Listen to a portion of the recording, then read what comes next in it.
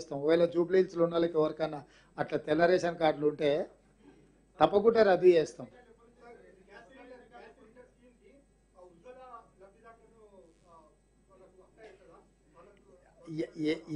ఎవరున్నా 500 రూపాయలకు సిలిండర్ ఇస్తాం. ఆ పైన ఏ గ్యాప్ ఉంటుందో ఆ గ్యాప్ ఫిల్ చేస్తాం. మేము ఏది వచ్చినా మిగిలిన బ్యాలెన్స్ మేము ఇస్తాం.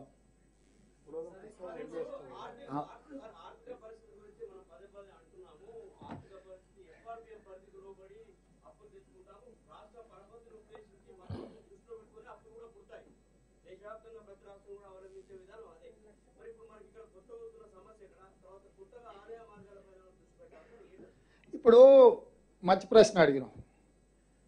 అప్పులు తెచ్చి ఆస్తి సృష్టించినాం అన్నారు. మిషన్ భగీరథ సృష్టించింది అది ఆస్త? కాళేశ్వరం కట్టిండి అది ఆస్త? ఏదైనా అప్పు తెచ్చినప్పుడు పెట్టుబడి పెట్టి ఆ పెట్టుబడి ద్వారా ఆదాయాన్ని వచ్చి మళ్ళీ తిరిగి అప్పు కట్టాలి.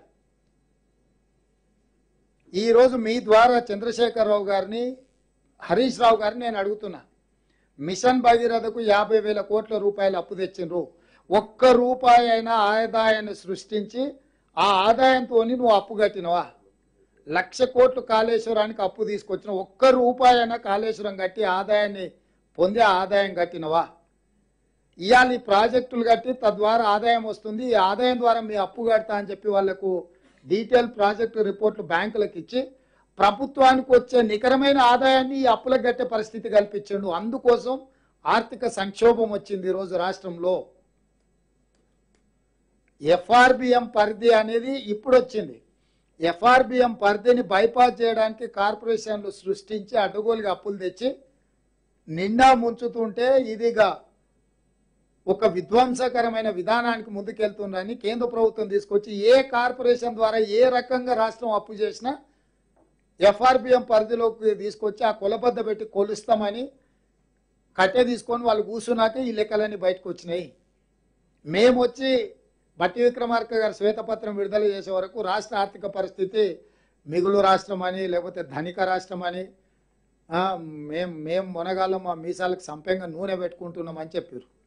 చివరాఖరికి మనం ఉన్నది బయట పెట్టే వరకల్లా పైన పటారం లోపల లోటారం అనేది బయటపడ్డది. అగ్రికల్చర్ ఉత్పత్తి పెరగలేదు స్వామి. అగ్రికల్చర్ ఉత్పత్తిలో చెరుకు పోయింది, పత్తి పోయింది, మిర్చి పోయింది, సోయాబీన్ పోయింది, మొక్కజొన్న పోయింది, కందులు పోయినాయి, అన్నీ పోయి వరి వచ్చింది. వరి వచ్చినాక వరేస్తే ఊరేసుకోవాలని ఆయన చెప్పిండు. నెంబర్ 1. పెద్దలు తుమ్మల నాగేశ్వరరావు గారు ఇంకొక మాట చెప్పారు. ఇది ఈయన గొప్పతనం కాదు. తెలంగాణ వచ్చినప్పుడు 18 లక్షల పంపు సెట్లు ఉండే. తెలంగాణ వచ్చిన తర్వాత ఆ పంపు సెట్లు కాస్త 28-29 లక్షలకు పెరిగింది. 11 లక్షల పంపు సెట్లు పెరిగినాయి. కాబట్టి ప్రతి పంపు సెట్ కింద 3 ఎకరాలు 4 ఎకరాలు వరి పండిస్తే 40 లక్షల ఎకరాల వరి పండడం వల్ల పెరిగింది తప్ప ఇందులో ఈ ప్రభుత్వానికి ఏమీ లేదు అని లెక్కలతో సహా వ్యవసాయ శాఖ మంత్రి గారు మొన్ననే అసెంబ్లీలో చెప్పిండు. అంటే వాన కూడా ఈయననే కురిపించిండు. అయింది గ్రౌండ్లకు వాటర్ ఆయన తెచ్చిపోయేలే. కాలం కలిసి వచ్చి వానలు పడి గ్రౌండ్ వాటర్ పెరిగింది. మరి ఈసారి సార్ను నన్ను కూర్చోబెడదాం. మరి ఈసారి 6.5 మీటర్ల నుంచి 8 మీటర్లకు పడిపోయింది గ్రౌండ్ వాటర్. అటు సార్ను పట్టుకొచ్చి కూర్చోబెడతానండి.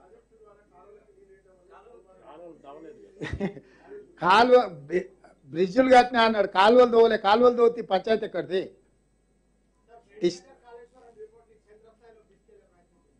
ఇక మీరే తీసుకెళ్ళాలి. మా ప్రయత్నం మేము చేసినాం. మేము చెప్పాల్సింది చెప్పినాం, చూపించాల్సింది చూపించినాం.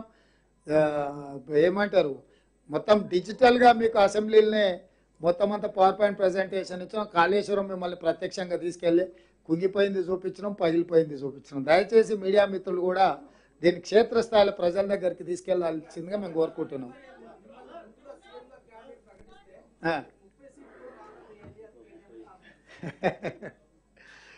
ఏదో పాపం అవుట్ సోర్సింగ్ పర్సన్ అయినా మేనేజ్మెంట్ కోటాలు వచ్చిండు. ఎవడైనా పార్టీ ప్రెసిడెంట్ ఉన్నాడు అని అంటే మోర్ ఆర్ లెస్ ఆ వ్యక్తి ద్వారా ఎన్నికలకు పోతాం ఎక్కడైనా, అంతేనా? వాళ్ళ నాయన పార్టీ ప్రెసిడెంట్, నేను ఒక పార్టీకి ప్రెసిడెంట్, కిషన్ రెడ్డి ఇంకొక పార్టీకి ప్రెసిడెంట్. పార్టీ ప్రెసిడెంట్ అంటే పార్టీకి పెద్దనే కదా. 80 శాసనసభ సమావేశాలలో నేనే పోయి మీటింగులు పెట్టినా కదా మా మిత్రులతో పాటు కలిసి. ఇక ప్రకటించేది ఏంది?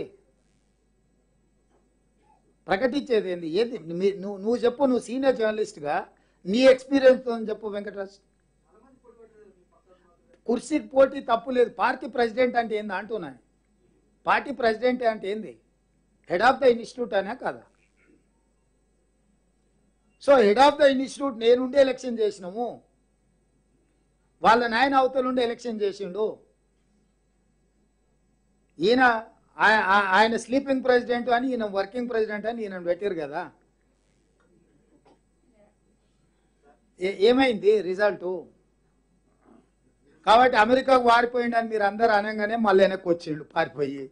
అది కప్పిపుచ్చుకోవడానికి వస్తేనే ఏదో ఒకటి మాట్లాడుతుండు. పాపం నువ్వు ఎప్పుడు కేటీఆర్ని అంత సీరియస్గా తీసుకోకు, నేనైతే తీసుకుంటలేను.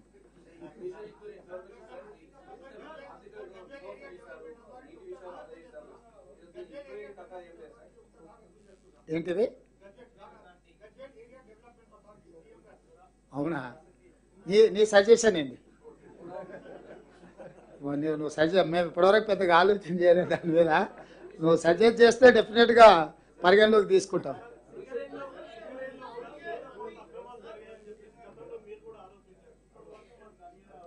ఇస్తాం అన్నీ ఒకటేసారి ఇస్తే మొత్తం విచారణలే ఉంటారు. ఇక పరిపాలన డెఫినెట్గా అన్నిటిని తీస్తాం ఒకటొకటి.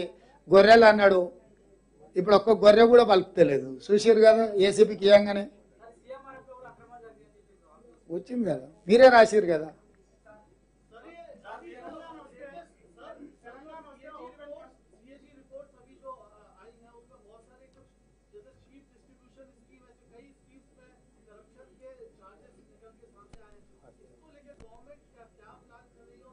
से इस पूरे मामले की इन्वेस्टिगेशन को आगे ले जाएंगे। अभी गवर्नमेंट हर चीज में जो जो हमारे सामने आए हम तो कार्रवाई शुरू किए।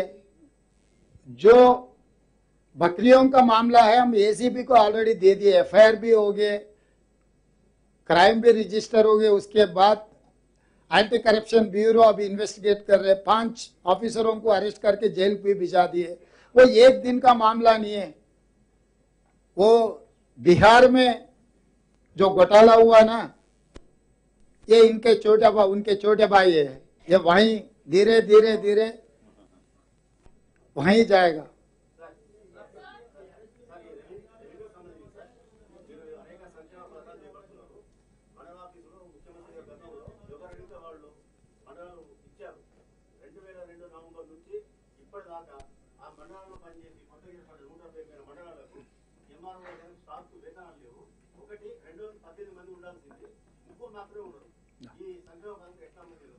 అంటే ఇట్లాంటి సంక్షేమ వాళ్ళు చాలా ఉన్నాయి.